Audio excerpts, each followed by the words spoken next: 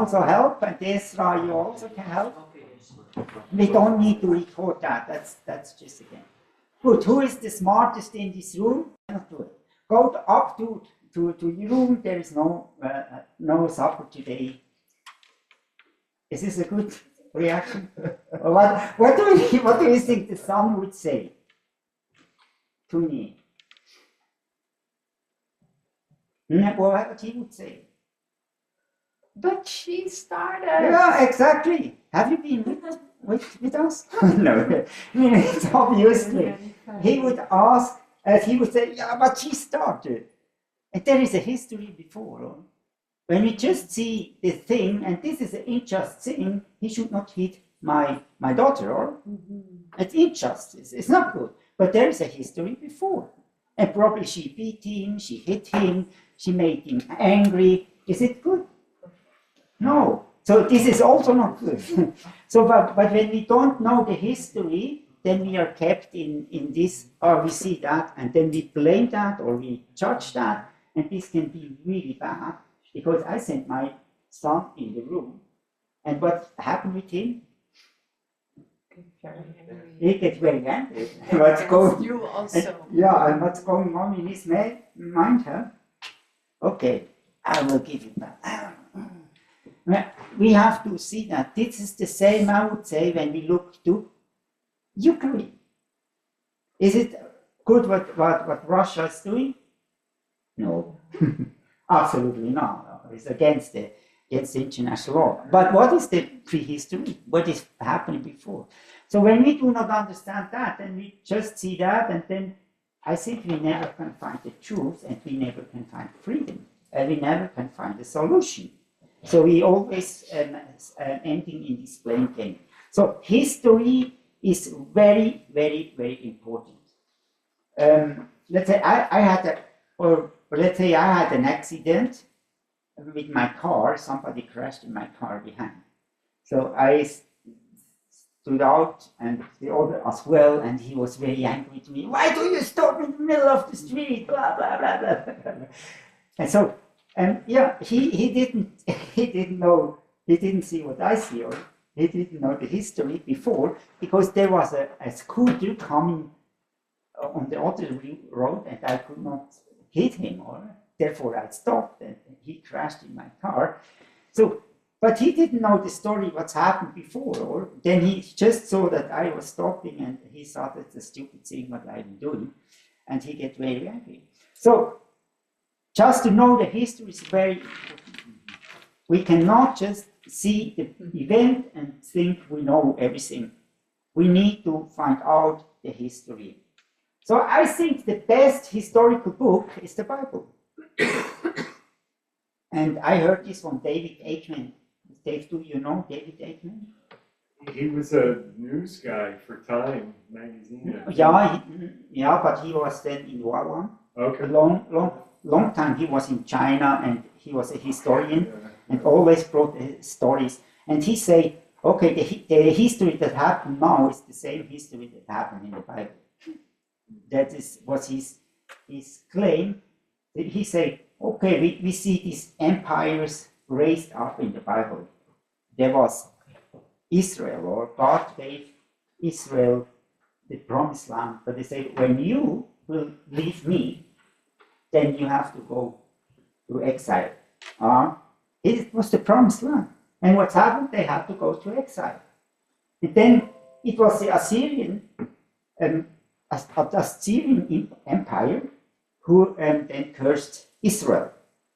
And it's an interesting story, probably you heard never before that Jonah was sent to whom? Or where? To where?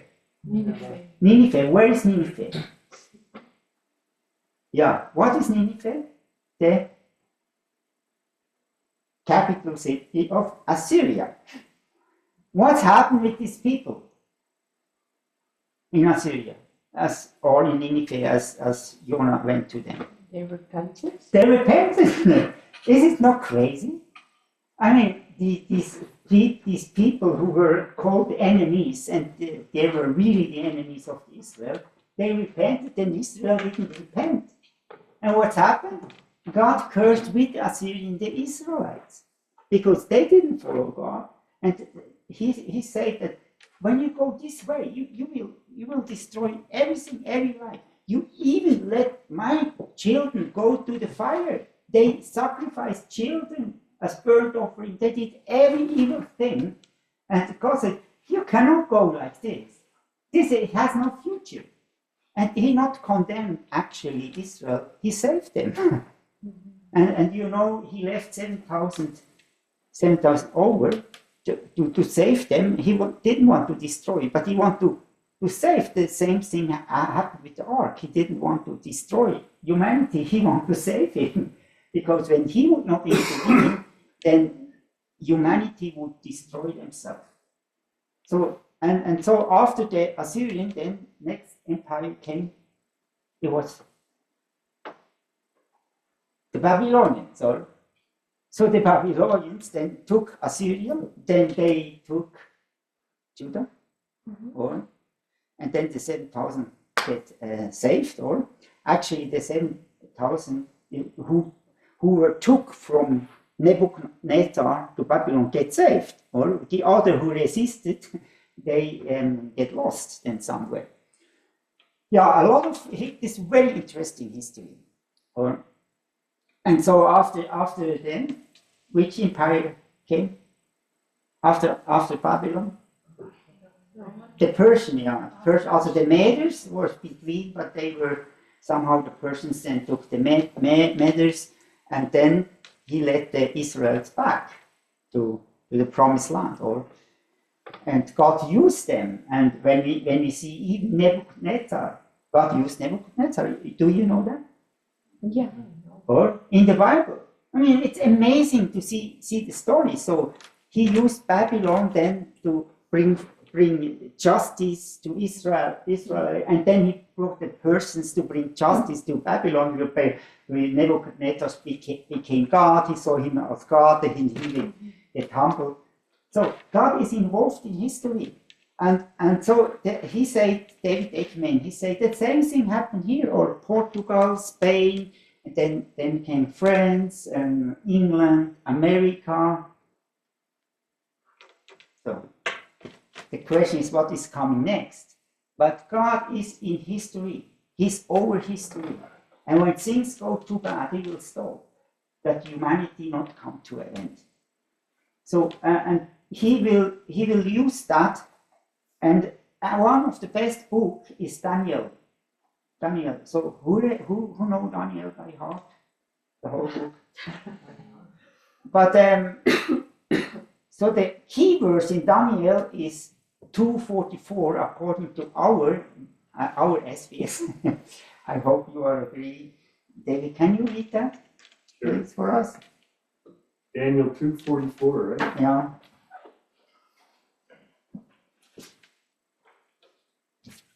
And in the days of those kings, the God of heaven will set up a kingdom that shall never be destroyed, nor shall the kingdom be left to another people. It shall break in pieces all these kingdoms and bring them to an end, and it shall stand forever. So this was the answer to Nebuchadnezzar, who had a dream, and the dream was there. He saw a golden head, or then he saw a breast with silver and bronze, and then he saw iron legs with clay and iron, and then a little stone break and destroy all this, the whole statue, and then the little stone grew to a big kingdom. So the question is, what is it? Or is it God will destroy every empire? There is only one empire that will survive, and it will come, and this is Jesus Christ who start the kingdom of God, and it will grow and grow and grow and grow. But every empire will find the end when it's not built on God's word, and normally my Reformation started very well, but then it go a bit another way and lost God. So it will have no eternity. Every kingdom, every empire will fall apart, and God's kingdom will grow and grow and grow. So I think the same thing happened today in the world, and the point is now to find out, to look the whole history, everything that's happening in the world. out of the perspective of God. That God is sovereign, His kingdom will grow, the empires will fall, that this is actually a natural or spiritual thing, that they have to fall when they are become too evil. And I have these ideas from David Aikman. He have also written a book, so he's a very interesting guy. I think he's still around in Wawan. David, you never heard about him? Yeah, it's familiar now. I've never met him though. So, can somebody read this statement from Vishal Mangalwadi? Actually, it's in the book that you read.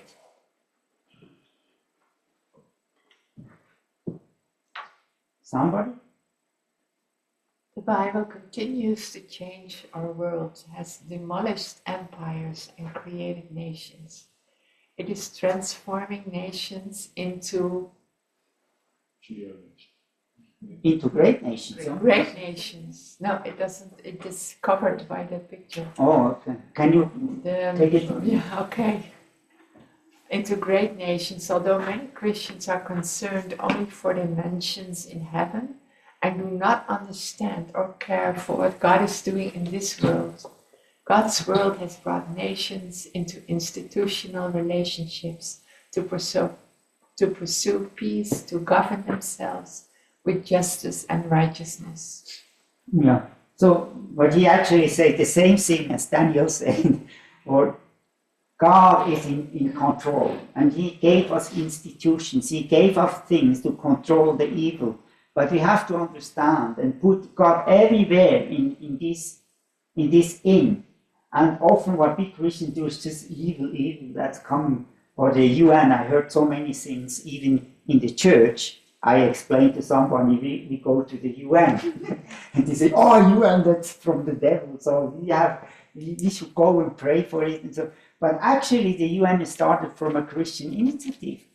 And it has a lot of Christian values. And today, of course, a lot of other things happen there as well. But just to say it's everything from the evil is really, it's not the right thing. And we miss what God is doing in the world. So here is another statement from a famous speaker. Can somebody read that? Often Christians do not connect their faith with what is happening in the world. They are often busy with church activities or their work.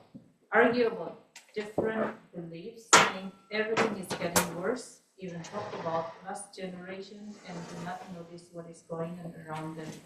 But how many Christians see God's perspective, understand what He is doing, and know His plans for the future? Yeah, that's a statement from myself.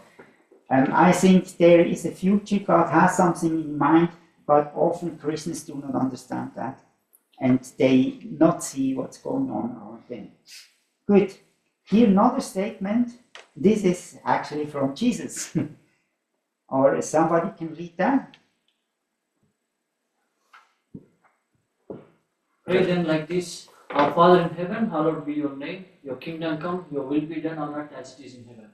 Yeah, this is our prayer that we should pray, hey, we want to see your kingdom is coming. We want to see what's going on in heaven. That should go on here on the world. So this is what we want to do. And you know, this verse, our mission work is, and we talked already about that, I think. Did we? Yeah, I don't know. But we talked about that. What is our mission? What is our mission? What is our mission?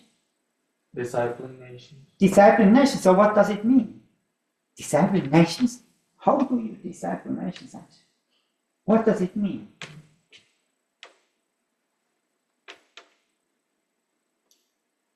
But often we as Christians, we know, we should go and baptize them. We should go and build churches. But really think about this baptism, or with baptism, Jesus said, you will baptize with the Holy Spirit, or John baptized with water, but I will baptize with the Holy Spirit, and you should go baptize with the Holy Spirit, whole nations. So what should we flood whole nations?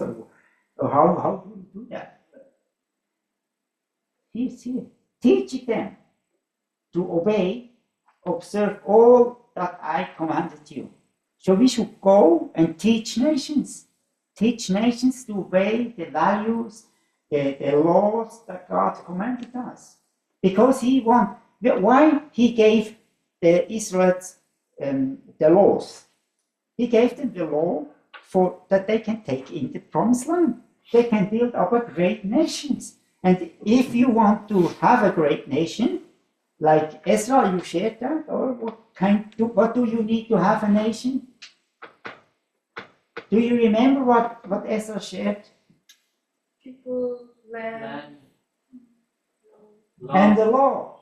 You need and the language, of course, that you can communicate. You have just a written law, and you don't understand it, then it's bad. But you need a common order to live together. What is right, what is wrong. You cannot just have people in the land and everybody's doing what you want. That's not possible. So God gave us this law that we can live in freedom together, and we study now Deuteronomy and we read. That's the purpose of the law, that we can live in freedom for eternity in this promised land. That was the main message of Deuteronomy. I take it now. It's your assignment, but you anyway find it out. So the main message is: if you obey the law, you will be blessed and you can live in this land forever. If you not obey the law, then you are cursed. And that's the reason, and that's happened through history, and I think it's happened as well today. Good. We as WOWAM, we also have this mandate. So I changed it a bit in my understanding. We say to know God and let Him know, or make Him known. And I say to know the Creator as not just some God, it's I believe in the Creator, and make Him known in all spheres of society. And we talk about that, Dave, or in WOWAM, we want to go in all spheres of society, not just in the church. And now I want to take you really out with me to look to the world, to try to understand the world, to think about what's happening, what is Putin doing, what is Trump doing, and so on and so on. Not that we know everything, but we start to think and put it in the light of God. So my mentor for analysis, I always talk 2 times a year with them about, so how can you find out the truth? And so he's Christian Tukashi, and he said, listen to everybody, or be right to listen to everybody, but don't believe anybody. So he's used everything that he hears, and especially from in the secular world, or Putin is saying it from his side, from his perspective, and Trump is saying it from his perspective, from an American view, putting them first, putting their nation first. And so we have to listen. You have to understand. But in the end, we have to find a new story. How is it now from God's perspective? So I want to take you with me in that, and therefore, first what we have to do is we have to do an observation. If you not come to the point that you observe and always, I believe that, or Putin is bad, Trump, this is not helpful. So what we need to do is first to understand through observation to find out what's going on. The biggest mistake is just say one is bad and one is good. I feel Trump is bad, or and this is not helpful. It will not bring you to this truth, something like what you feel. So the only thing is you have to observe, to find out, and then you can put an opinion. But I think we never should do this as Christians. We should not put it black and white. We should not say they are good, that they are bad. There was no good time and no bad time. All the times have good thing and bad thing, has challenges. And God was building His kingdom, but also the devil was building his kingdom. And there was a clash. But just putting it in black and white is often the biggest problem at all. I tell you, I believe that there will never be freedom when we do that. As long as we see just one side as bad, or we not can find a solution. Or when we say we have to stop Putin until the end, or we have to listen to him and find an agreement. Just to say he's just bad will not help to find a solution. And this will be in every conflict the same thing. But we will not speak on this level now, or this is not the issue, or speak on that. So we need to start in the beginning, start to observe what's going on in the world. So I brought some statistic with me. So this is one statistic about the income in the world, about the GDP. Do you know what GDP means? GDP? Somebody of you knows that? Gross domestic product. Yeah, exactly. And what is it?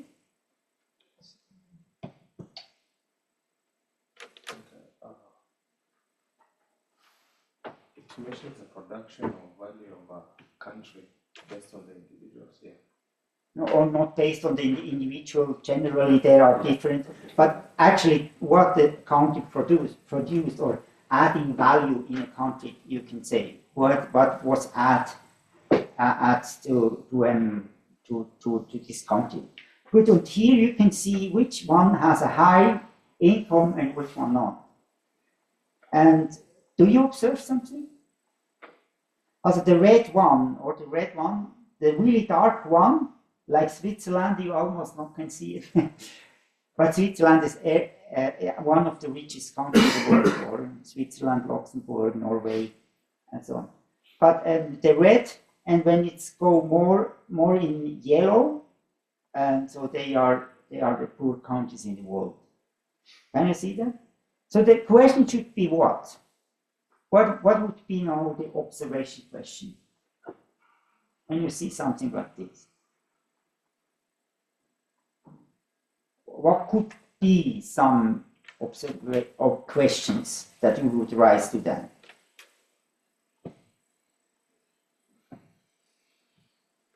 Also, one question is already here. Also, why some countries are poor and other rich? Why is it like this? What's stand behind it? But this is a question that should arise. Well, okay, people could say, yeah, that's just about the money, it's not accurate. But I bring you another statistic who look actually similar. And this is the Social Progress Index. So in this index, there is not just the GDP, like the what you produce more, it's also the health, it's also education, it's every factor, it's how long people live, and so on. But you see that's actually the same, or the same countries have the best progress, and some, mainly in Africa, don't. So the same question, why is it like this? Is it just like this, or is there a reason behind it? Does it make sense for you to raise this question? This would be very interesting. We not have just to find, we are poor, so we have to do something. So the question should be, why is it like this? Good. And by the way, Africa is not poor. Or that's the biggest lie at all. If Africa is very rich, they have, that it's called the golden continent. They have so much resources. They have everything. Switzerland is poor. Or we have nothing. We have no resources. We have everything that we need. We have to import and then do something with it. But Switzerland, I would say, is very clever. Or they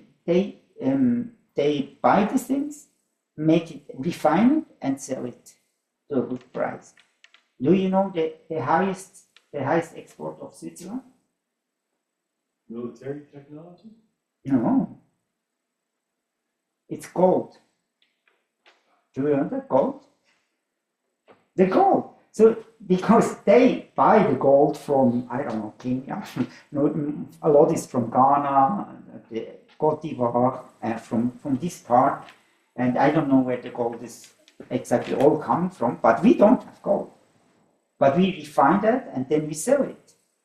So gold is, gold is not just, if you find a gold somewhere, it's actually has no value. So you have to take out the gold out of the stones and then refine it and make it pure, that it has really value. And this is not so easy process. So about Switzerland, I think people would not buy gold from Africa. They don't trust. Probably the gold is not 99.9% gold, then probably there is a bit stone in it or so.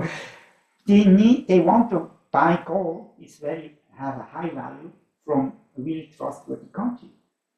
And Switzerland is a really trustworthy country. They know when I buy gold there, then the gold has 99.9% gold and not some stone or something else in it. But this is something that we have to think about. Or we don't have resources, but we can do something in them, that we produce quality, that we build up trust.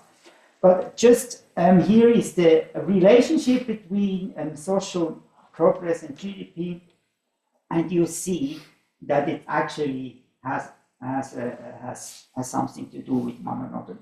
But we will not go into it deeply. But here, especially Kuwait, do you see Kuwait, Saudi Arabia, or United Arab Nations?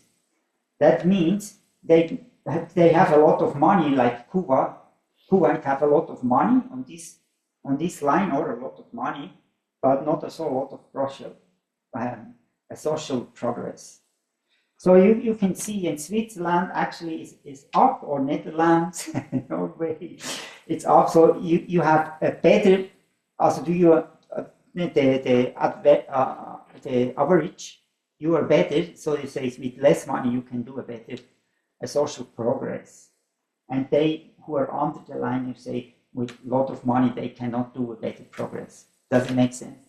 So these are interesting factors, but let's go now to another one. Why some countries are corrupt and others no, otherwise. Can you now make a correlation between the one before and now? Do you see a similarity?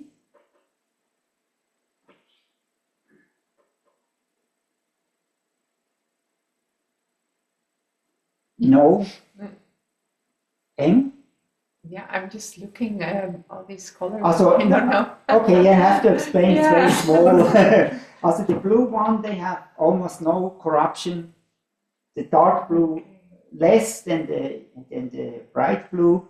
And when it's coming to more red, or like black, or they have a lot of corruption, like Afghanistan, Somalia, North Korea. You know, here is North Korea, that's Afghanistan, that's Somalia. So, what do you think? Does it have to do something? Do you see a correlation to the other ones before? Markus?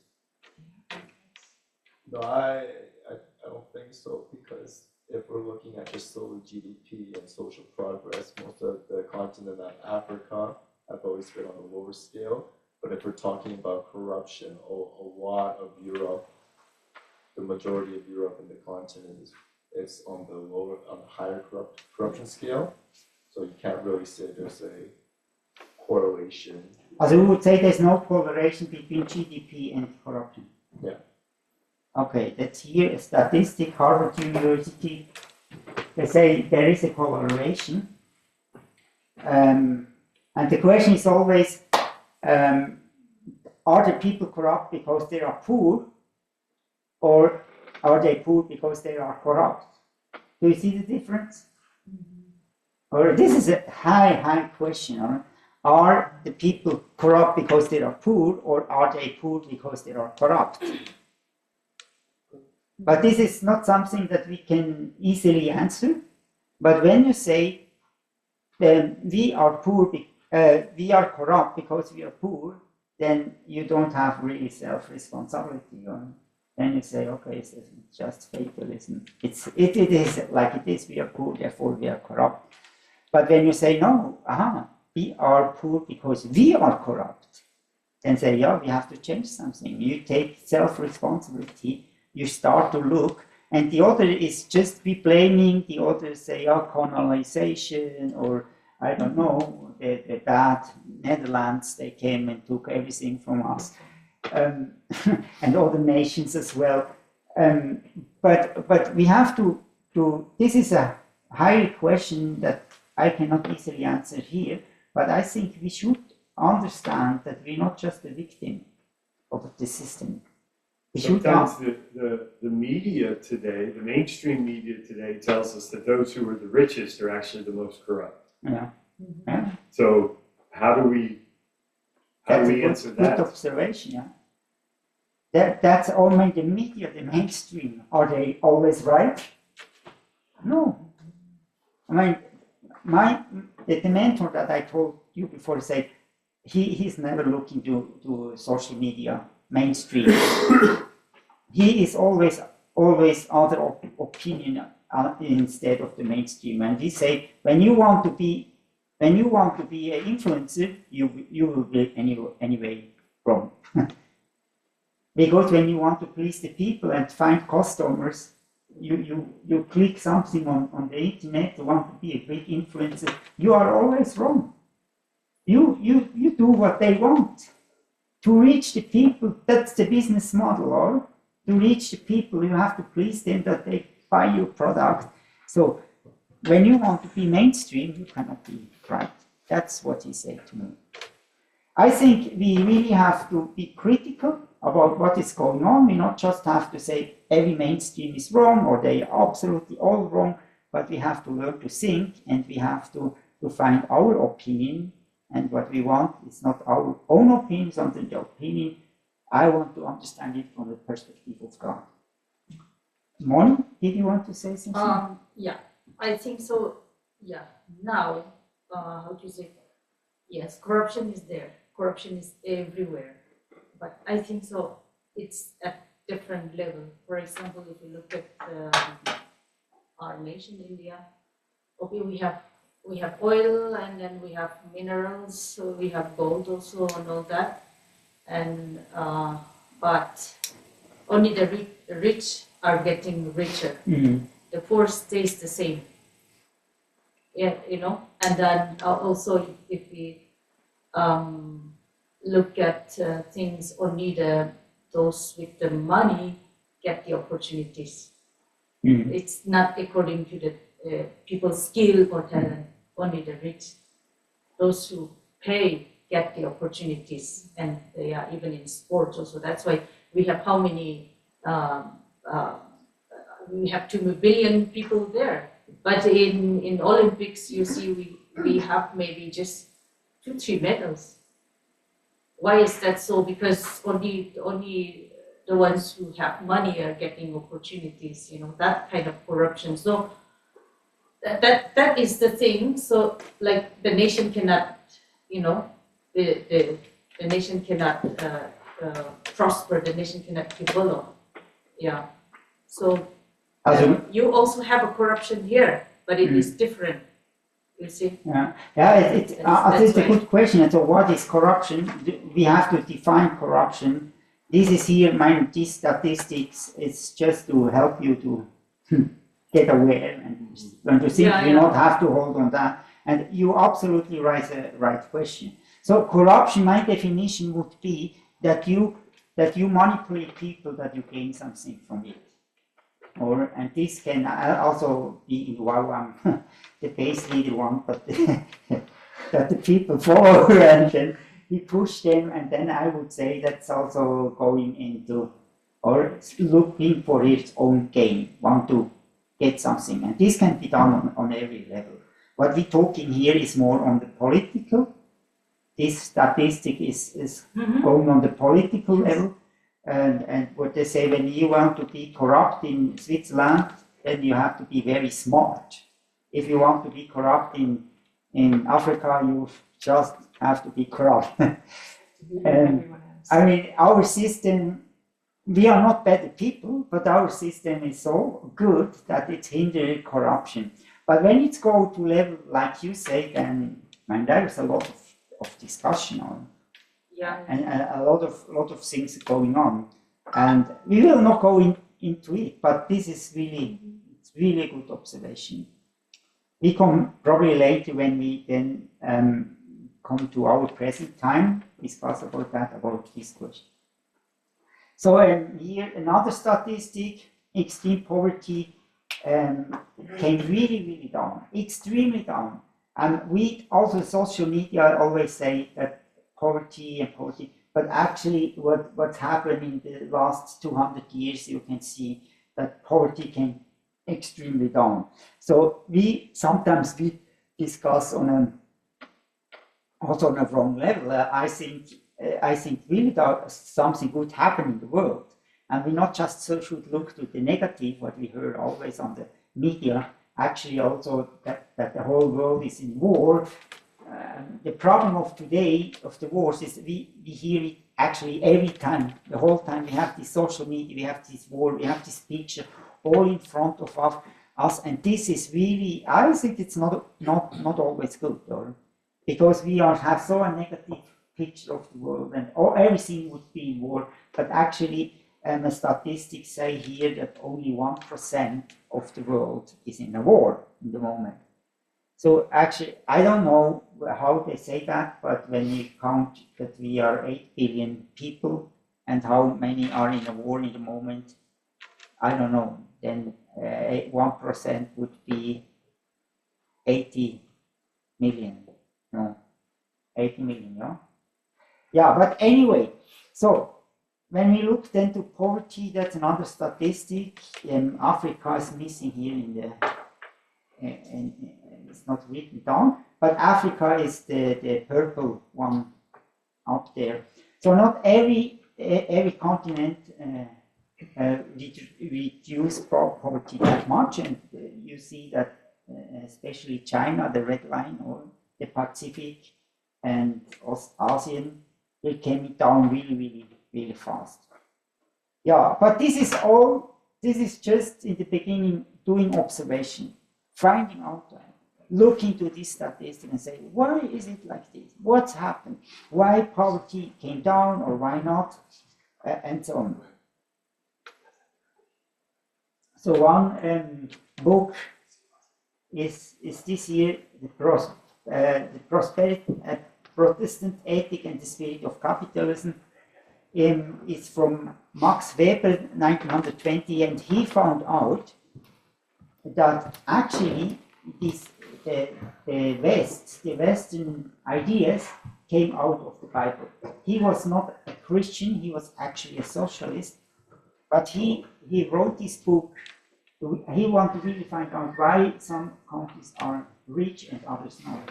And he found out that, or his claim was that actually it coming from the Protestant ethic that make this prosperous nation.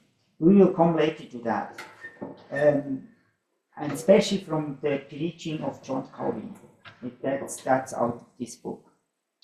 Good. Another question of observation before the break. I mean, is this, why is Africa always on the lowest point? When we see this here is you see how Africa was evangelized in the last 100 years. And before, in the beginning, when you saw there was a bit in Egypt, in South Africa and Ethiopia, there were some 10% of Christians or so, mainly coming from foreign countries.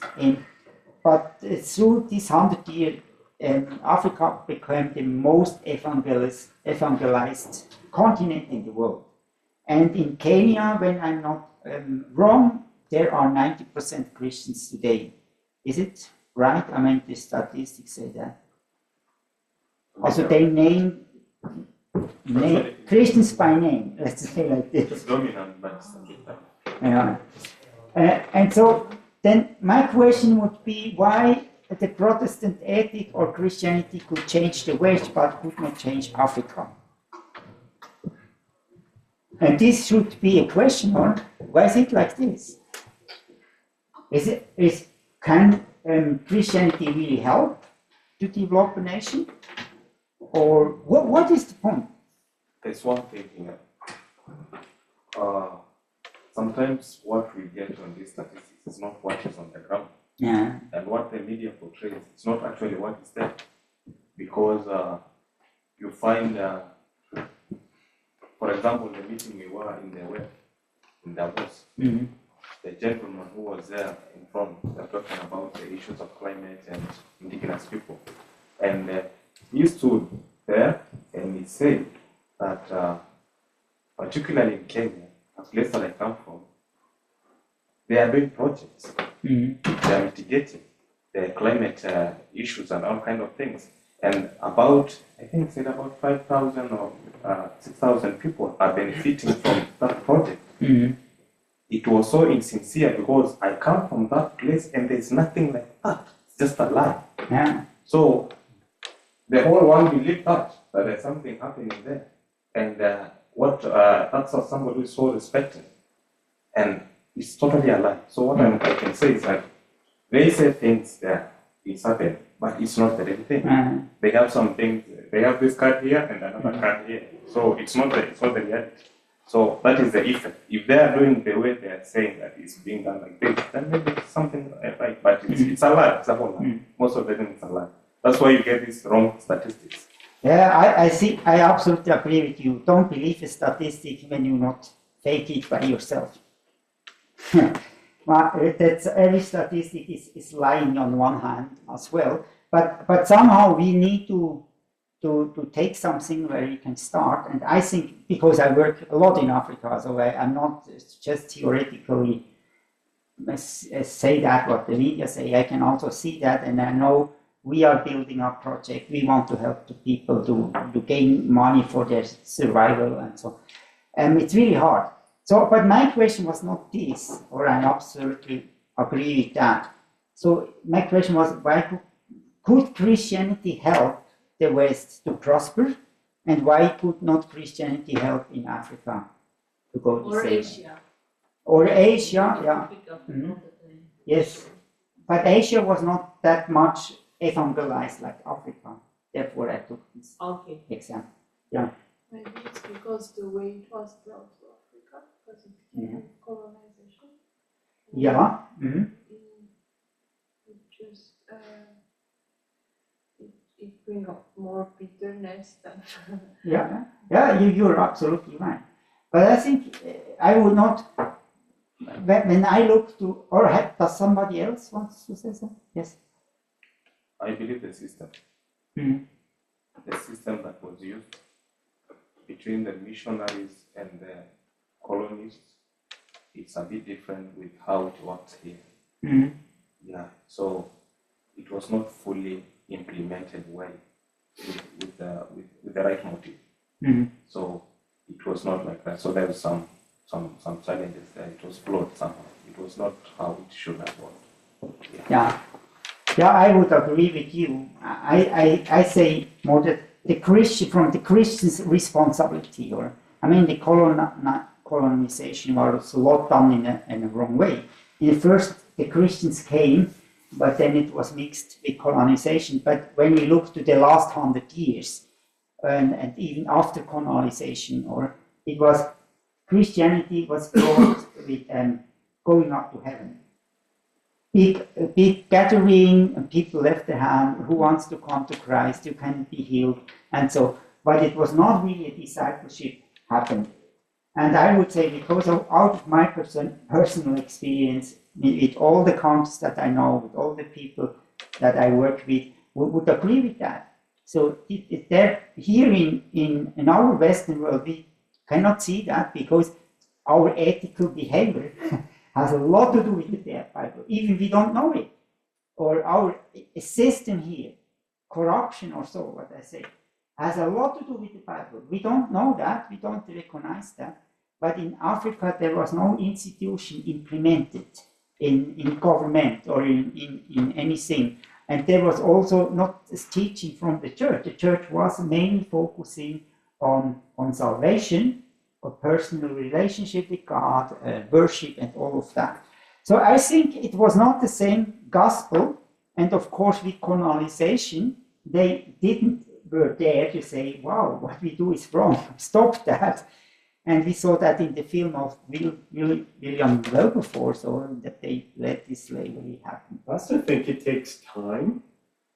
Like, I know, if you take Europe, for example, at least from what I know, the wealth that every individual has access to is something that has come from the Industrial Revolution forward.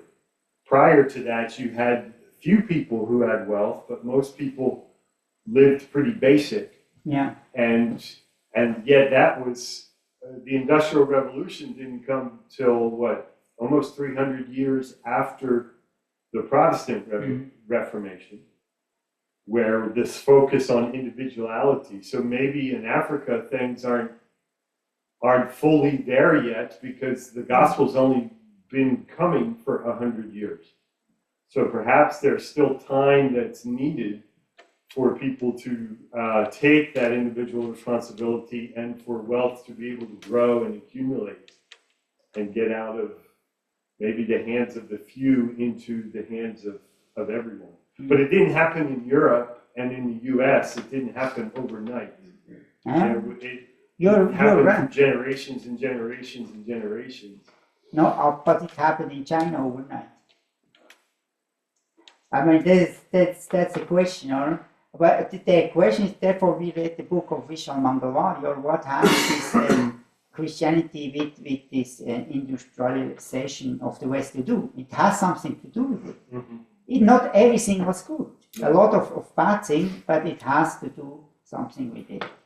Yeah. We'll go to break. I just want to finish with this because it's belong together. I mean, today the thing is, there is a graph. This is also from researchers, and you can debate that or not, but this is my experience. We put a lot of money in, want to help, and you see the red one is the financial aid we put into Africa, and the other side is the process. So with other words, just give them. It's not what they really need, because we need to help them that they can fish instead of giving them fish. This would be what would be the way. Otherwise, it's ended a lot in corruption or somewhere. But we need to help them to add value instead of just receiving from us. So that's also, I think, shows that our media mainstream is often wrong. Good. Let's do a break. Thank you very much for the discussion. Yeah, let's have a break for 30 minutes and we'll be back by 10:40, 10:50. 10:50. Also 15 before 10, you mean? 50. Oh, yeah. Also when? 50? 50, yes.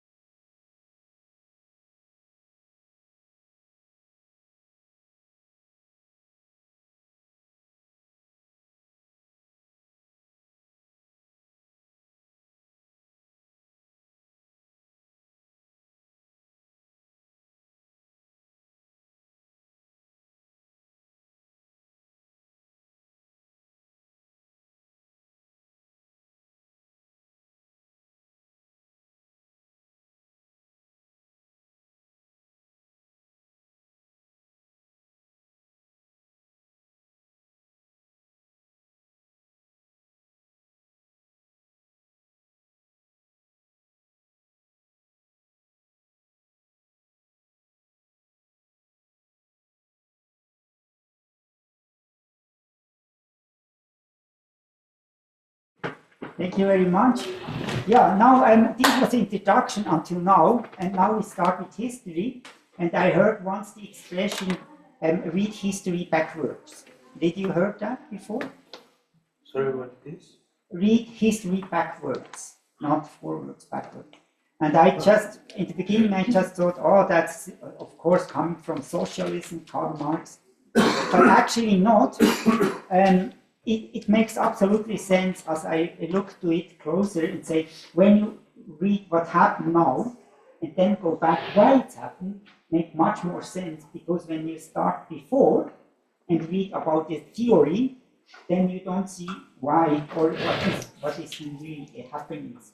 So therefore we start with 1991, and then we will go back 100 years and coming to the rising of America. So how God then worked with America, why God chose America to become a great nation, and then we will go to the history after 91 until the current time, and then we will go back to the Reformation and starting there to understand where the Christian values are coming from, what's happening in the Reformation, and why the West or the world losing this value more and more, and especially why they lose God in all the picture and become very secularized. So this is a bit the story of the whole week, and you should have the time tomorrow afternoon then also study something and present something from your side, in the view that God is in control over history, and that God is choosing the nations who follow him, or at least have the less evil. We often say the less evil, because there is not a nation just perfect, but a nation that's more open to God, following his commandments, have the values, and God chose this nation. Like this was the discussion in Habakkuk, or Habakkuk, the prophets, he was insecure because God said to him, okay, then Israel will be punished by the Assyrians. And he said, how can God choose these Assyrians who actually are non-believers, and how can he use them to judge Israel? And then the answer was in Habakkuk 2:4, probably you know the key verse, David, SBS guys, do you know key verse, Habakkuk? The righteousness shall live. Oh yeah, Habakkuk 2 something, right? 2:4, the righteousness should live because of righteousness, or something. Exactly the word. Or do you want to read it? And this became then also the for Martin Luther, this was then this verse that brought the Reformation. Behold, his soul is puffed up, it is not upright within him, but the righteous shall live by his faith. Yeah. Okay, it's not that you're born in this or that, it's the righteousness, the one who really follow God, and they should live. And so this was the answer then to Habakkuk, why he chose Assyria to really punish Israel, because Assyria repented and Israel didn't do. Good. 1991. What's happened there? What was because I think, and all historians that I heard until now have the same opinion as I, that this was the big change. This was a big change in history, 1991. So what's happened there? Can you give us like a little clue? Can you give us? No, just question. So think about it. It was, but if you listen, I think you can listen to any historians. He would give you, he would say that. Was that the fall of the communist thing? Yeah, the wall? Exactly. It's the fall of the communistic world. And this is the debate today, or to say, before it was this Cold War. There was two polars, or the Russians, the communist world, and the capitalist world, the West, or mainly America, fighting against. It's called the Cold War. Did you hear that before? Cold War, yeah. That was called the Cold War. So, and with the collapsing of the Soviet Union, or this communistic system, then everything changed. What changed? The geopolitical situation in the world changed, and it's called the new area. That's called the the unipolar world. Also just one. There was two, and now it's just one. So who's the one? Who's the one? America. Because the Russians, the communists fell, and then there was America, and actually America could then do whatever they want, because they had no more opponent, or they were actually allowed to do everything what they want, or allowed, I don't know, we will look then closer to that, but actually they had the freedom, and they did it as well. They just did what they want in the world, and nobody could change, could hinder them, and nobody could really take them to responsibility. They were the supreme power in the world for the next decade and until now. And I think now everybody knows that the things are changing, that America lose more and more power, the Chinese and so on are coming, and we will come to this situation. But now, from a biblical perspective, is the question why the Soviet Union collapsed. What was the reason behind it? Does somebody has an idea? Was it because America was so powerful?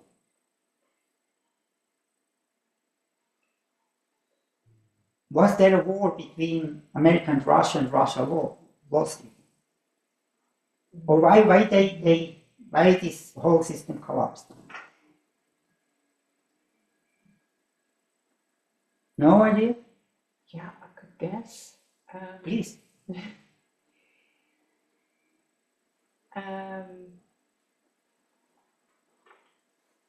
Maybe the worldview changed of the people, that they really saw things in the West because of television, because of the internet coming, and there was a different politics was implemented, and that was because of. Also, I mean, it was very centralized, or there was controlled, and even the people believed that they would hold on that, and they would punish these people because the people could not bring a change or so. Mm-hmm. I mean, it was very up down, or the system. But okay, I mean, it started with Gorbachev. Probably heard. Yeah. Gorbachev, he became president, or he became leader of the.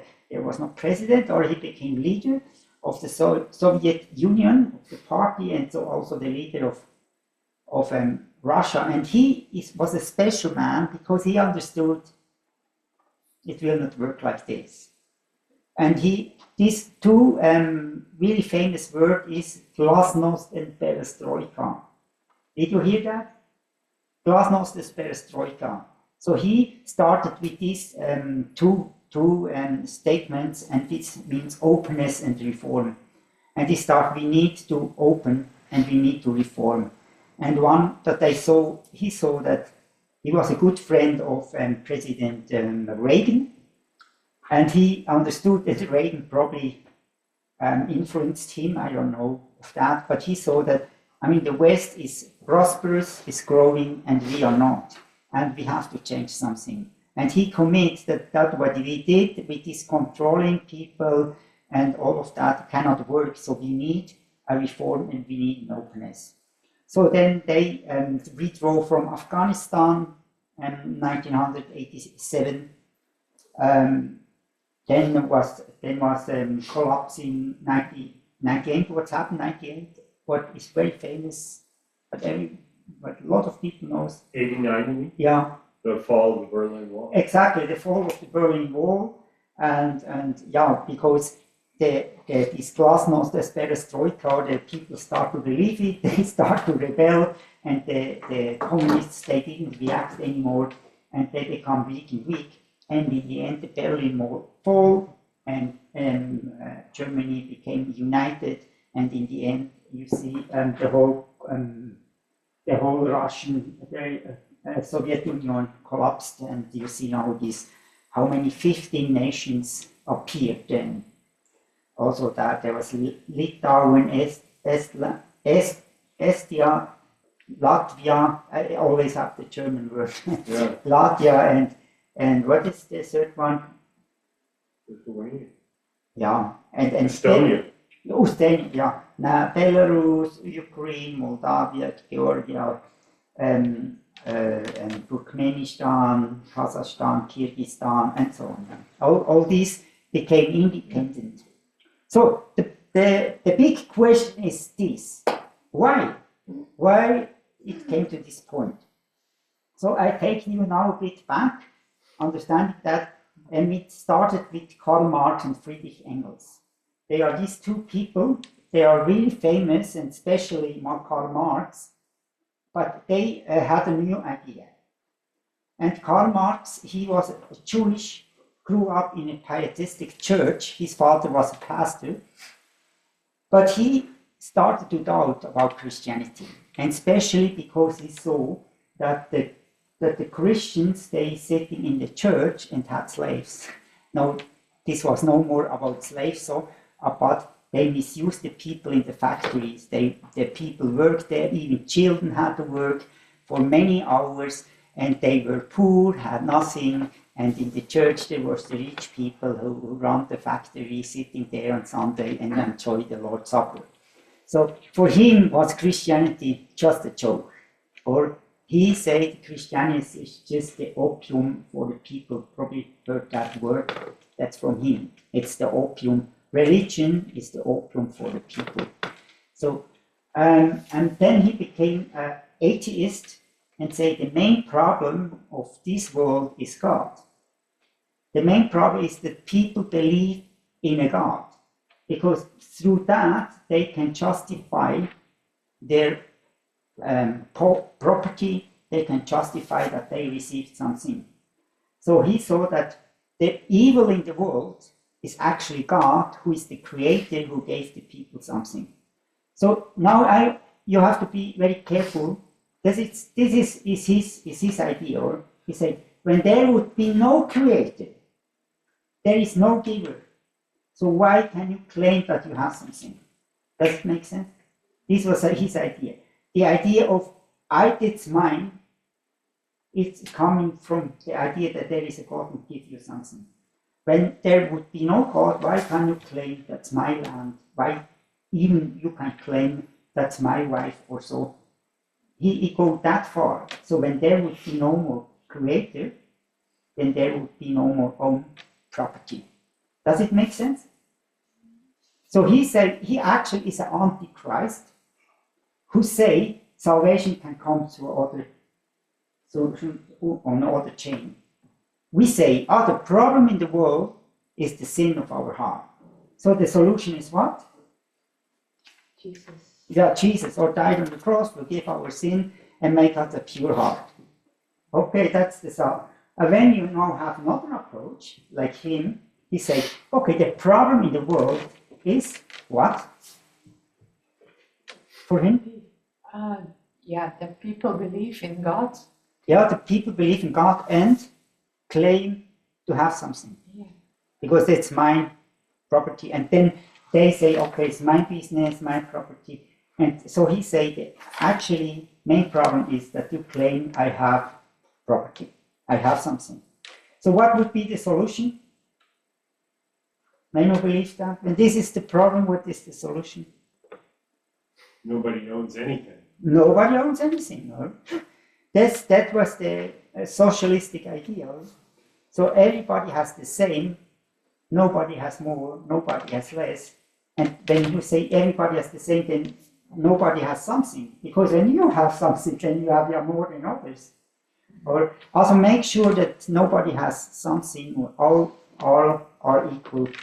Because the problem is, the problem from him is that he thinks that's the problem, or he thought that's the problem. He had an anti-Christian idea of the world. They say this is the problem, and when we abolish that, then we have freedom. So the Christians say, when we can help people, that then they see God, they have salvation, they change their heart, and therefore they can have freedom. Do you see? two really different, and this is then the starting of a new world.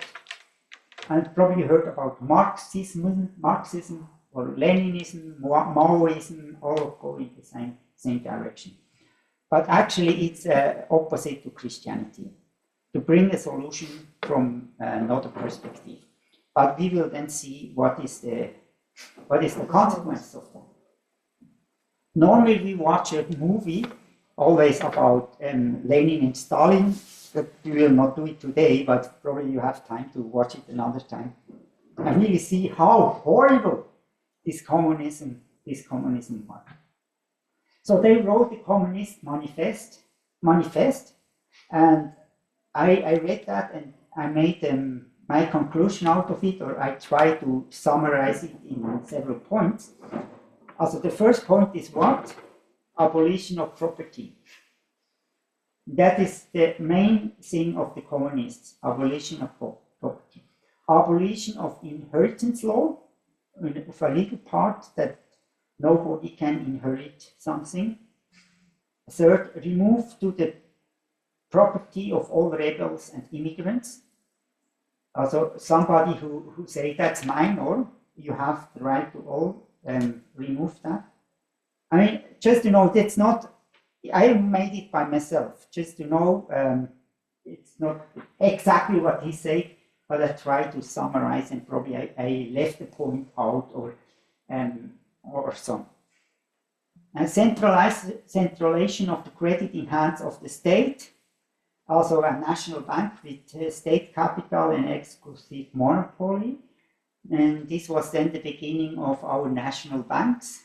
And probably you can think a bit about that already.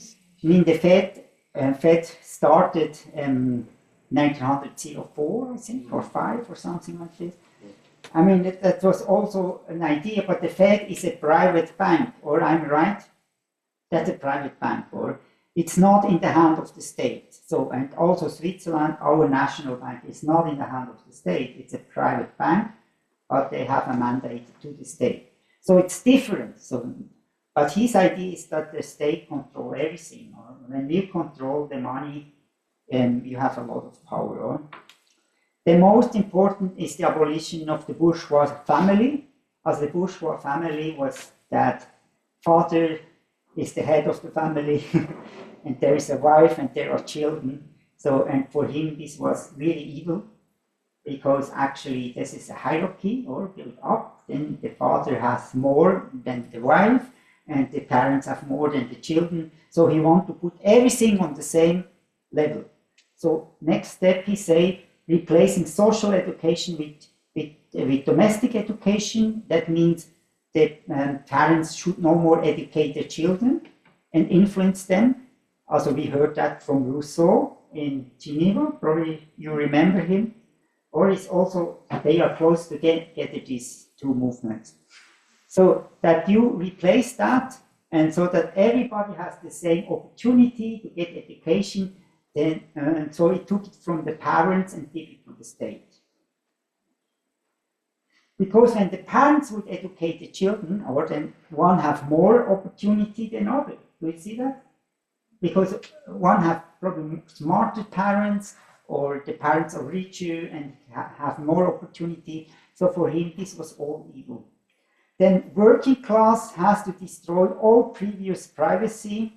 Also the working class, at the bourgeois family, they were the old family with father was the head of the family. So the working class would be all equal, or the one who are working, and they have the right now to destroy all previous privacy. Also, this is now given by the state. This is in this manifesto. Later, it was then in the communist area in Soviet Union. Good. And the last one I took out is we follow the more or less hidden civil war. Also, everybody who is against that, we have the right to kill him, destroy him. And this is actually what happened then in the Soviet Union. And it was really, really, really horrible. So, that is what I took out, 8 things. There are, of course, more in it. It's interesting to read that. And I know as well that one part in Switzerland, the the Socialist Party, the Youth Socialist, they take the Communist Manifesto still as their foundation. Also, yeah. You can have then the PowerPoint that you not have to write everything down. But is it good? Can I? Or is there some question?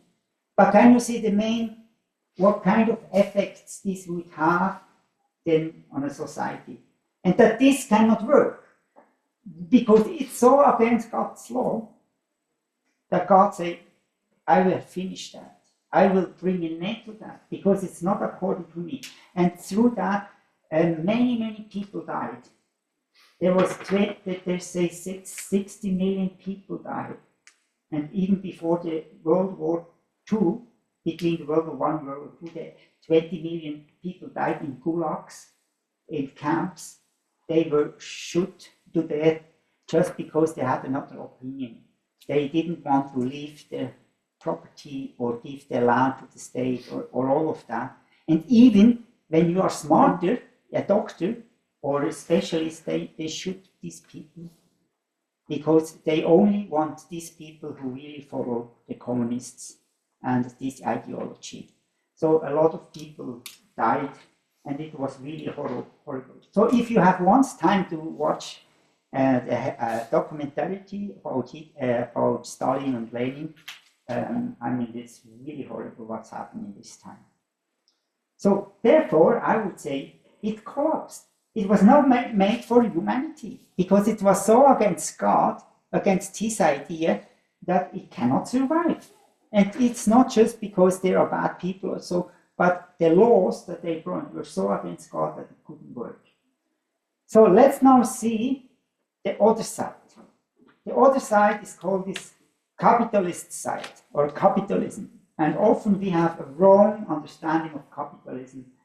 Here, especially in the West, or when we say capitalism, then this is worse, this is from the devil, this is not good. But actually, let us see where does it come from history.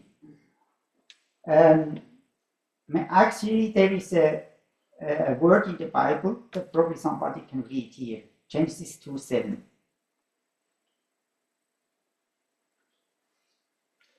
Then the Lord God formed the man of dust from the ground and breathed into his nostrils the breath of life, and the man became a living creature. Yeah, I mean, this became the foundation of capitalism. Yeah, you heard that the first time? So I will explain that.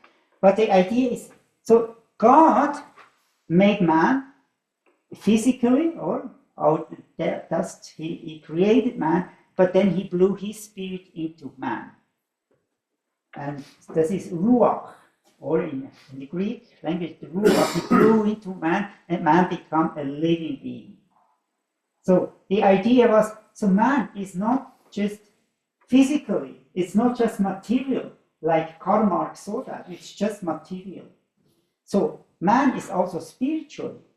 And because he has a spirit and can do then the same thing as God can do.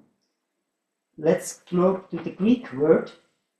And what does it mean? What does it mean? Also, he blew in inspiration into man. He blew intellect into man. He blew inspiration again. The first is divine inspiration, the second one. Just this inspiration. Then that soul, or that man became a living soul.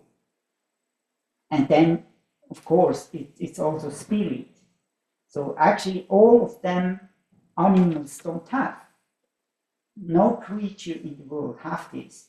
This divine inspiration, this intellect, this spirit. So we can discuss about soul. But I took that from the dictionary. So it's not made up by myself. I just take what the word ruach means. But so we have now this, we have all of this, and so like God created the world out of nothing through what? Through his inspiration, through his intellect. He had an idea, saw the world, in his eyes, and then he created it. And so therefore we should have the same inspiration. Typically as a thing that often people say, this Eigenvalue. Also you have a river, then you have an idea, I can put a wheel into the river.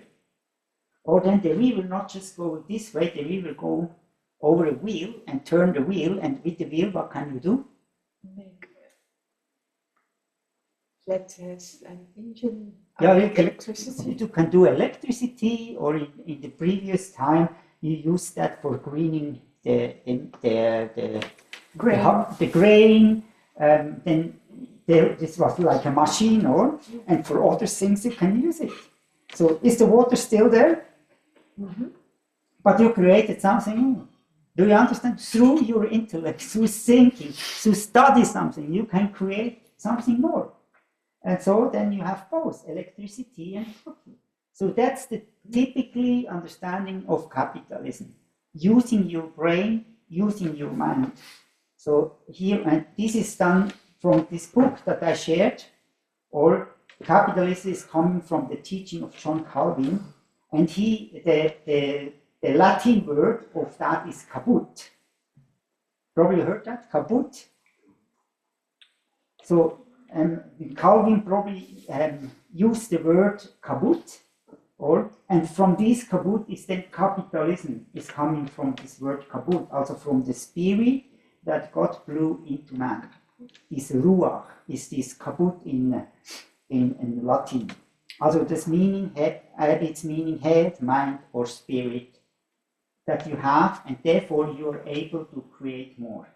So this comes from this book here, the Protestantic Ethic and Spirit of Capitalism, that he found out that in 400 years after John Calvin, when he researched why are some countries poor and others not, he found out that it was the Spirit of God actually who created that, or the teaching of, he said, teaching of John Calvin, but actually it was the Spirit of God.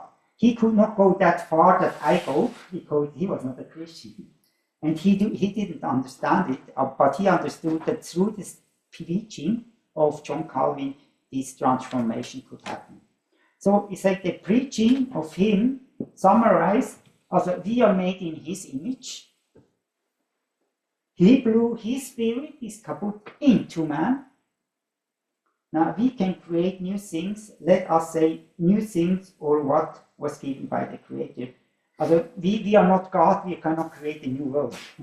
But what was given by the Creator, we can multiply, we can, let's say we have the river and we can put the wheel in and then we can create more. But we actually cannot create like God water, or that's another thing. So we are limited in that because we are not God.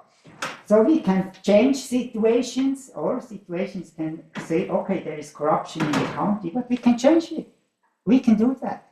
Because we have a spirit, we are not just limited to the finances, we are not limited just to the material resources or so. We have a mind and we can change the situation. We are not bound to the resources. We can be creative and find a solution to the problems. And this is where this idea of the West is coming from. We are built on the Spirit of God. And people who do not understand Christianity cannot find out this. And therefore, they will never teach that in the school to you. Because this only can be taught by Christians who understand that God is the source of everything. God is the creator. And we are his junior partners, made in his image. So I just, I can give you then the PowerPoint as well.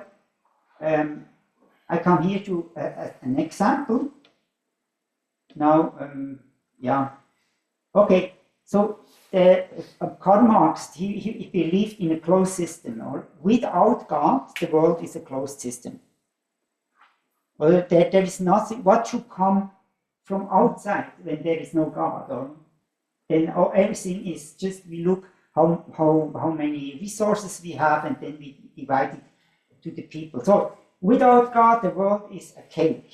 Now, and everybody gets a part of the cake. And now I make it here. Yeah. When you now put that somebody,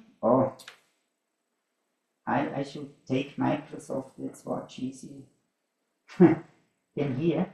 But here you see that, or now I have to it will go as well, go to my original PowerPoint, what you not should see, but anyway. So somebody took now more. What's happened?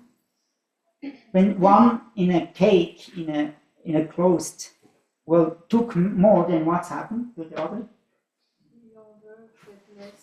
Yeah, get less, or also the view of socialism is that all get the same. All actually get the same. And when somebody would take more, then the others have less. Do you see? Can you see the principle of a closed world? And when you put God out of the system, then this is what we have to deal with. We have this many resources, we divide it to people. And for the socialists it was clear, if you have more than the others, then you are a thief, and then I have the right to take it from you. That's morally correct. So he abolished actually the law. Which law? No, the law of property is not directly in its application, but what's in the 10 Commandments? You should not steal. Or, I mean, he abolished them. Stealing is okay. When this stealing is okay, so it was allowed to steal, it was allowed to kill, it was allowed to do anything when you fulfill the purpose that everybody has nothing.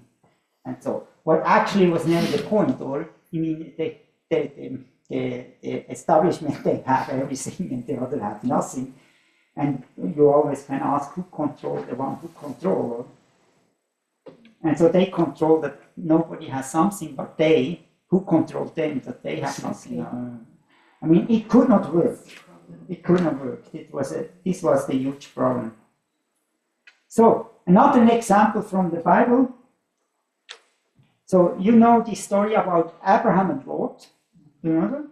They quarreled, also not them, the shepherds of them, because of what?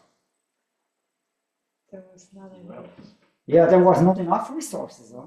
And to say, yeah, that's not function like this. One have to go to this side, one have to go to this side.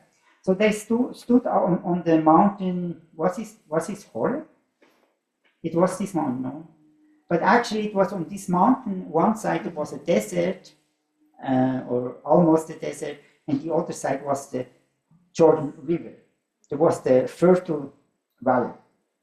So now, you have to separate. One have to go to the desert, another have to go to the fertile land. What do you choose? What do you choose? Fertile land, of course. Yeah, of course, you will choose that. But think about that. When you choose that, then you send your nephew, that's Lot, in the desert. Or is this right? So it wasn't right. So I mean, Abraham was in a dilemma. That's my interpretations. You can be disagreed, but I think it fit very well to the Bible. Then that's not fair. So he said to Lot, you can decide.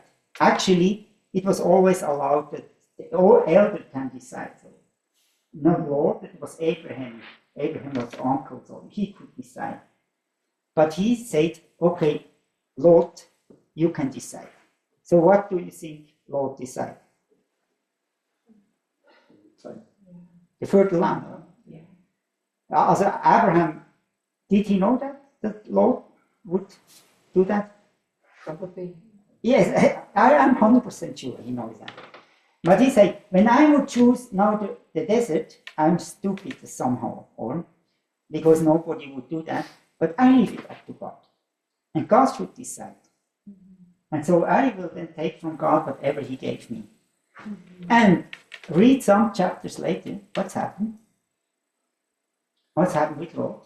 Yeah. In the first, What's happened with Sodom and Gomorrah in this fertile land? What's happened? It was burned up, or it was destroyed. Yeah, after this, it was destroyed, and Lot had to flee. You know all the stories and so. And what is written about Abraham? He became more and more rich. He became the richest. Actually, Isaac, the son, became the richest, or in this area or in the world. And how can this be? When we read then in the Bible, we see what Abraham did. What he did in the desert. Yeah, exactly. He did wells. And then there was water, then he can feed his sheep and so on, and God blessed him. So actually, for me, interpretation, he was not focused on the resources. We are so focused on the resources, like, wow, we want to go to the city, yeah, there are jobs, or we want to go there, they have cinemas, they have prosperity, we want to go there. We are so focused on that. But Abraham was focused on God and say, yeah, I will follow God. And I have the Spirit of God, and there is no water.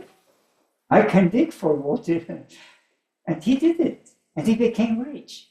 So I think it's much more important to see your spiritual capacity than the resources. And learn, not that you deny the resources, but not focuses on the resources. The focus on your capacity that you have from God. And then you create something out of what you have received. Good. I give you an example from Switzerland. Switzerland is actually on the end of the world. Do you know that? 200 years before, Switzerland was very poor and was the end of the world. Because here Switzerland is in the midst of Europe. Here. And here you see there are the mountains.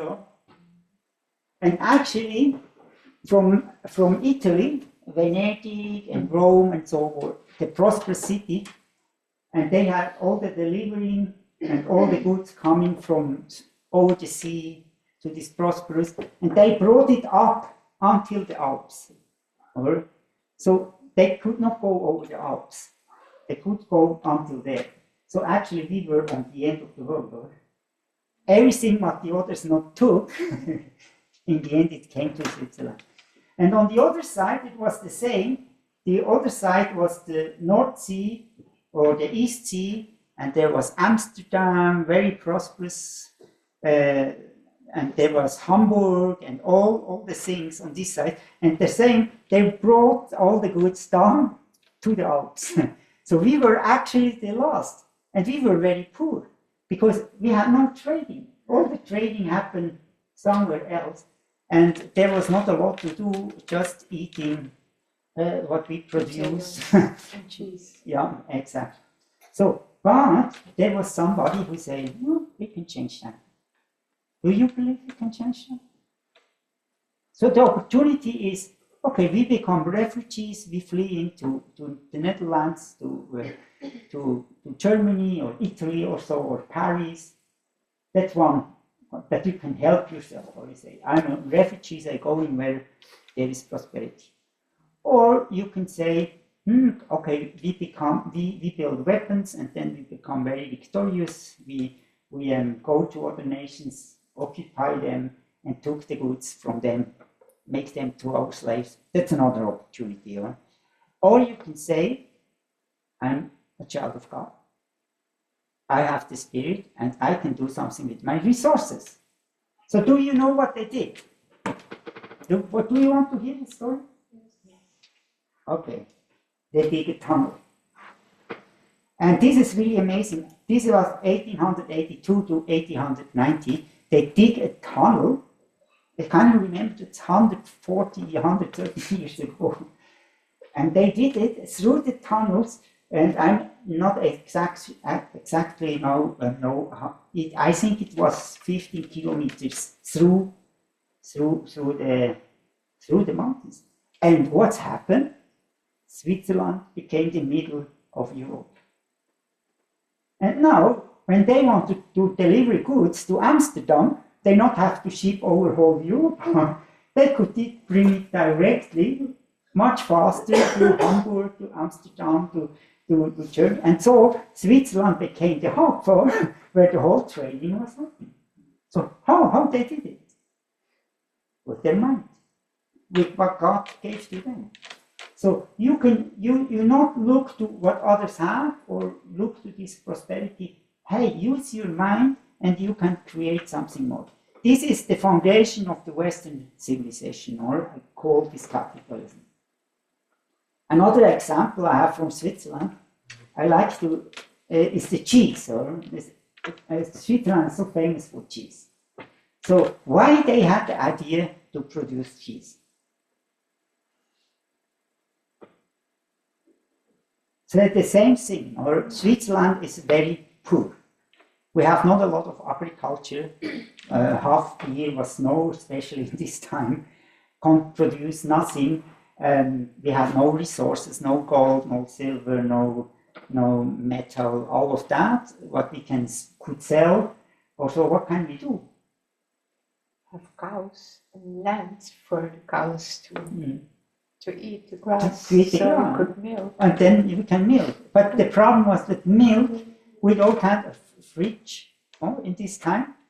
What do you do with the milk? After 3 days, 5 days, it's spoiled. You cannot use the milk anymore.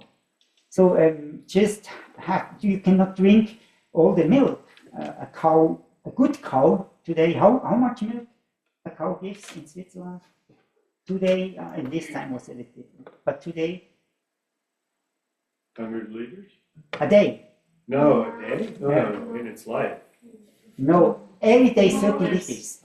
30 liters. So you have 10 cows, means 300 liters a day. You cannot drink that, and even for all the neighbors. So the idea is to produce something that holds longer. You have no fridge, you cannot.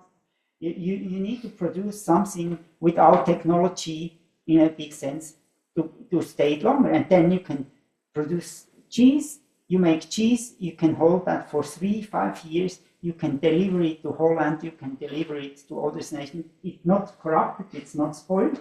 You can give good cheese to the people. So instead of say we have nothing, we are poor, so create something out of that what you have. And they have, in Switzerland, is very famous. So my wife knows that very well because she is coming, actually she's a farmer daughter, and her brother was then on the Alps to produce cheese. And so in the summer, they go to the Alps, and in the Alps are the mountains like this, so you cannot do something else. You cannot do agriculture or so. But there is grass. It is just growing by itself, and then nobody is doing something, it's just growing and dying. But you can send the cows there to eat them and then milk the cows and make cheese out of it. But in winter there is a lot of snow, you cannot be there. So what they do often is that in summer they, still today, they move to another house and live there in the summer and send out the cows to eat there. And in the same time, in the valley, they cut the grass and store it in a room for the winter. So actually, in the winter, the cows have something to eat. Yeah, they have something to eat, and also they have something to eat because they have the cheese that they produce in the summer. So, or they can sell it, and with this money they could buy something else. So, do you see the system?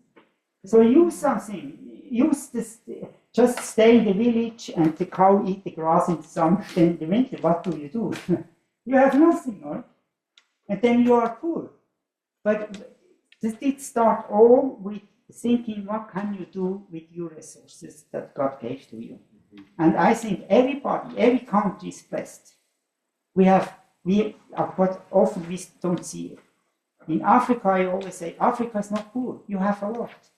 But often the Africans don't see it, that they have a lot. And they don't see what they can produce with these goods that God gave to them.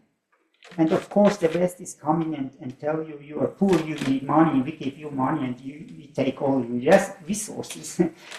But I think they have to be a rethinking of focusing what I received from God.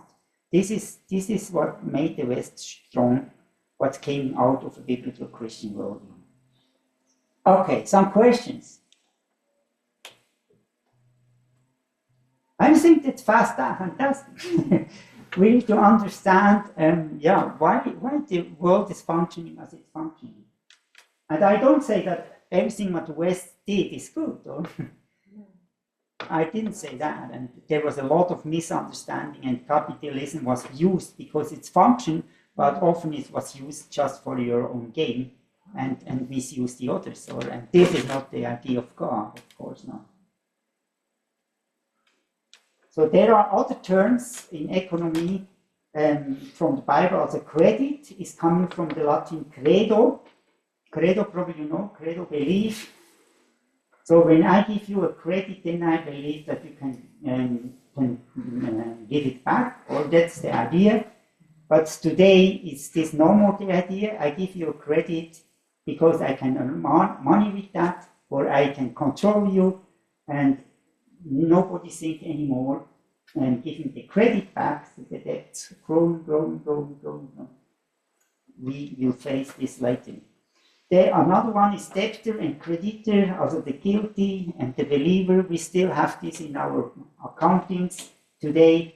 There are all terms that are coming from the Bible, where we know who is the guilty one, and these are terms from the Bible.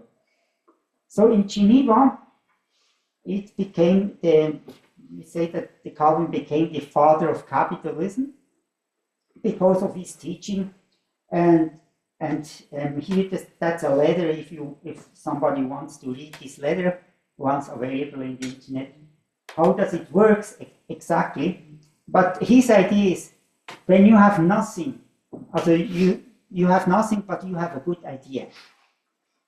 Then when somebody would give you the opportunity, he will give you some land that you can produce this thing. When you don't have it, then you can probably not really grow. So when you not have this opportunity, then people stay always poor, and the rich who have something, they get always more, and the others have nothing. So how can you go out of this poverty line? And he said, when you have a good idea, then you come to somebody who has land and say, can I borrow your land? Can you give me a credit, or can you give me money that I can buy a machine or so? And then I will pay the credit back in some years. And out of this, a lot of businesses started because of good ideas. And the creditor who gave you the credit became also a partner of the business. Or it was not that today the bank is no more our partner who gives you credit. We become the partner because for a creditor it was clear the condition. When he not can pay back after 7 years, then you have to release him. So actually, I was responsible too. I not just give you money and that you pay credits back and I can have some credits, because the system today is so weird. Or the bank give you credits, money that they don't have, and they receive the interest from you and gain money from that. And the debt's raising up. So it's completely wrong. But here it was the understanding, no, we pay it back after 7 years, and so I'm a junior or a partner of you when I'm the creditor of a business. And I make sure that you can pay it back. That means I don't give you too much that you not can pay it back. But I believe in you that you have the potential, you can do it. And I believe you because I know you are a child of God and have the same spirit, have the same opportunity to create new things, and therefore I believe. I not just look, how can I make money with it? But it's often the case today. So, but this was then the breaking point in history where poverty started to decrease. And this is what he found out in his book that I shared before. So, and Calvin, I already said, Calvin said, before the Catholics said it's forbidden to give credit and is forbidden to take interest. And with this system, they hold the poor always poor. That is what Calvin said. So to release that and say, no, it's allowed. The Bible allowed, and you can then read that. We already had a discussion about that. It was not the case. So the Bible allowed to give credits. And this was actually the idea from John Calvin, would change then the whole economical system in the West out of a biblical Christian understanding.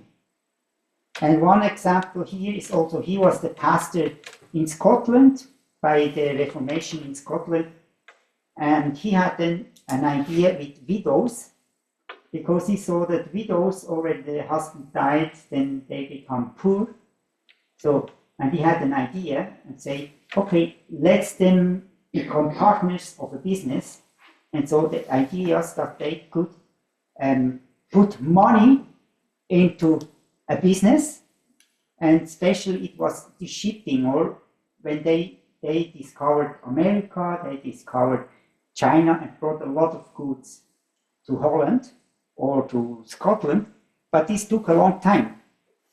And then you need to pay food for the whole staff, you have to pay a lot until you can sell your products, or it took 5-6 months until you can really sell and make a profit.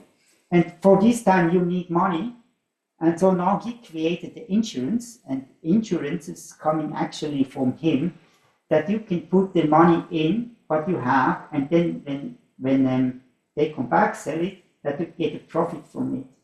And actually you can live from them, you become a partner of this business, and then you have an income. And so he created an income for widows, that they not get poor. And this is still the idea of insurances today, but I think, but this was the foundation, or help the people not get in poverty. Do something. And he was a pastor who had a brilliant idea. What can we do that widows can have a good life and not end in poverty? So this is all coming out from the Bible. Here is also a link then where you can read the story about him. I'll send you the PowerPoint, then you can do that. But I hope you understand this. The Western society was built up from a biblical understanding. Who is God? Who are we? And Marxism, communism, who collapsed, was built on atheism. This cannot work. But the problem is now that also our system is shaking more, because we still have the values, but we don't have the ideas behind anymore. We don't have God behind anymore. We don't have the Bible behind anymore. And so we are now in a conflict with what we see later, conflict with China, with the secular atheist world, who are doing much better than we. Because we are losing our values more and more. Not first we lost God 100 years ago, I would say, or 150 years ago, but now it's a time where we're losing our values too, like homosexuality and gender issues and all of that. So we will come to that. So this is my first thing about collapsing of the Soviet Union, and explain why this happened. Good.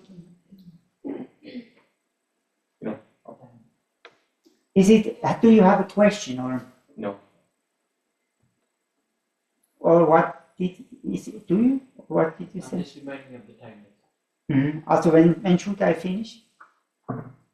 Do you want to make a reflection with them? Yes. Should I finish 12 or? In 5 minutes. Okay, in 5 minutes. Yeah. So good. Then Ezra will do a reflection on it.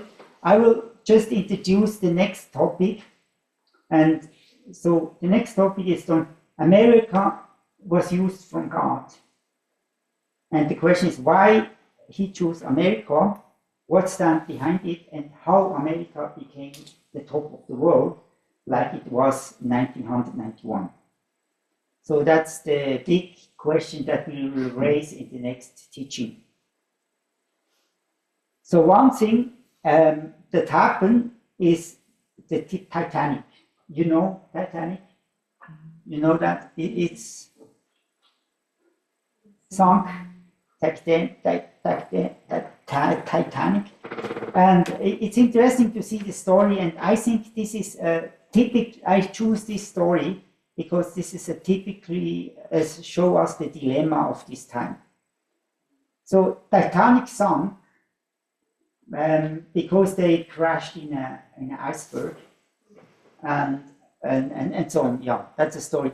But actually, in the end, they had 2,000 lifeboats too less, because there was a law given that you need to have 1,000 lifeboats. But they built now a ship for 3,500, or I'm not 100% sure about the numbers anymore, but David will check that, everything, and he will check. But see, do you see now the conflict? So the law say you need to have 1,000 lifeboats for a big ship, because there was no ship produced over 1,000 people. Now they produced one of 3,400. I think, David, this is right? But they still There have. were 2,200 people on board. Okay. It could have had another 1,100, but it wasn't full. Okay, yeah, that's therefore I say that, yeah. But they only have 1,000 lifeboats. Yeah, but actually, now, what is the conflict? Did they do something wrong? When they only had 1,000 lifeboats and had a ship of 3,300. Did they do something wrong? Yeah. Did they do legally? Not legally, no. Yeah, but this is the conflict. Or legally, they didn't do something wrong, but morally, they did. And this was then the conflict between humanism and morality. So out from a human perspective, or to say out from a law perspective, when you put everything in law, it's still okay, but morally it's not wrong. And this was the conflict of this time in Europe, or that humanism raised, and they did still want to do it good, but the moral question behind it, and this ended the First World War, in the Second World War, in all these things, was then, okay, they tried to do something, okay, but morally it was absolutely wrong what they did. Yeah, thank you, Dave. So over 1,100 seats, lifeboat seats missing. But can you see this conflict? And I think we are often staying in that conflict, that we say, yeah, legally we do it right, but morally it's not a question, because it's not the same, or and when then God's moral will go more and more away from the legal, or then we are in a conflict, especially as Christians. Let's say we have a law that says it's allowed that you can change your gender, and this is so away from God's idea, then you see the conflict. And we stand there, and we as Christians are no more allowed legally to say, no, we don't want to have that. We only believe there is a man and a wife. Then we have a conflict. So this was the separation of God and humanism that's happened in this time around 1900. I think good, my time is over. I give it now to Ezra, and we will see tomorrow more about upcoming time. Thank you very much for listening. Yeah. Thank you very much, Markus. It's a lot of information actually. Without the discussions, without the clarifications from the questions, I don't think that will come to an end properly. So we'll get back into discussion time. As a team, we go into discussions like maybe Balsam, Richie, you, Margaret, and Moni will be in one group, and 5 of us will be in another group. I have 2 questions also to talk about. One group, your group will discuss on John Calvin's capitalism and what actually you understand from there, from your perspective. you can share on that. And the other one is Communist Manifest. What? Communist Manifest. The other team will discuss on that topic. So, and then we take maybe 10 minutes of a time, and then we can get back and share what we understand from there, what we learn, new things from there. Is that fine? Mm-hmm. All right, let's get back to this. And the ones who are on the Zoom, see you tomorrow. Yeah. The See day, you someone tomorrow. there? Thank you very much for joining us. Yeah. You can have your own discussion on your groups. In case They you are are- already gone, or? I don't know. 9, 6 people are there. So. Thank you so much, Markus. Yeah, let's get back into groups.